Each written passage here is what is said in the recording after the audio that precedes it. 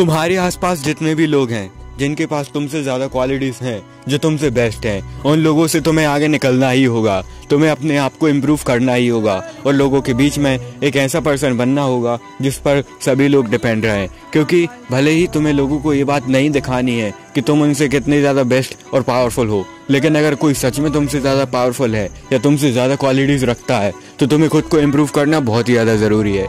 ये है 48 law of power का लॉ नंबर 11, जहाँ पर तुम्हें ये बात बहुत ही अच्छे तरीके से समझना ज़रूरी है कि अगर तुम लोगों के बीच में पावरफुल नहीं बनोगे तो तुम्हारी वैल्यू एकदम लो हो जाएगी। तुम्हारी क्वालिटीज़ को इम्प्रूव करना बहुत ही ज़्यादा ज़रूरी है। ये एक चैप्टर है तुम्हारी लाइफ का, क्योंकि तुम्हें अपनी ज़िंदगी खुद बनानी है। हालांकि जैसे कि मैंने पहले बताया था, तुम्हें लोगों को ये नहीं बताना है कि तुम कितने बेस्ट हो, लेकिन उन्हें खुद से ये बात लगनी दो कि तुम क्या कर सकते हो, तुम्हारे अंदर क्या क्वालिटीज़ हैं। और मैं रोज़ ऐसे वीडियो बनाता हूँ, तो सब्सक्राइब करना बिल्कुल भी मत भूलना।